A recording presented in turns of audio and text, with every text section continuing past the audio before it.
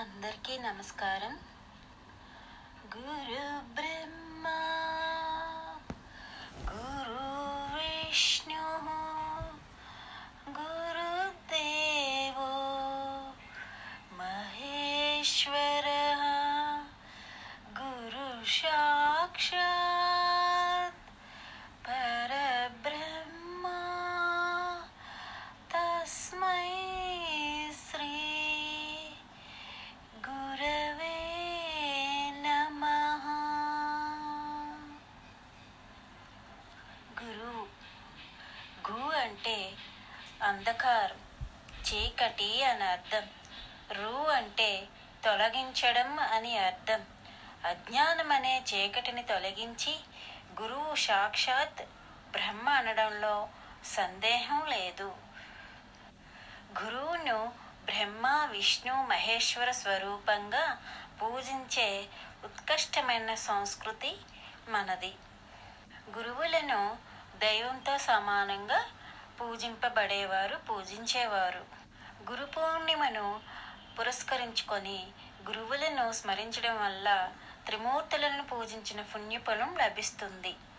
అసలు గురు పూర్ణిమ ఎందుకు జరుపుకుంటాము అంటే, ఆదియోగి ఆది గురు అయిన మహాశివుడు ఆషాఢ పౌర్ణమి నాడు సప్త ఋషులకు జ్ఞానబోధ చేశాడని శివపురాణం చెప్తుంది.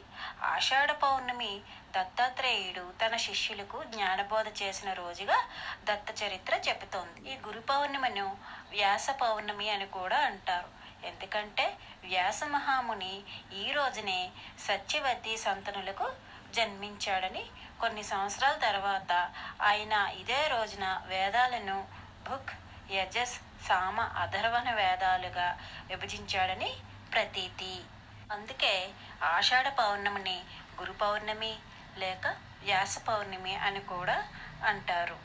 గురువు అంటే ఆధ్యాత్మిక జ్ఞానాన్ని బోధించేవాడు, ధర్మ మార్గంలో నడిపించేవాడు.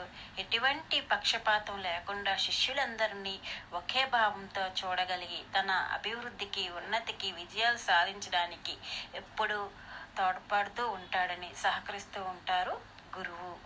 గురు పౌర్ణమి నాడే వ్యాస మహర్షి వేదనిధికి, వేదవతి అనే దంపతులకు సంతానంకి కలుగుతుందని వరాన్ని ప్రసాదించాడు. అందువలన వారికి 10 మంది అదృష్టవంతులైన సంతానం కలిగింది.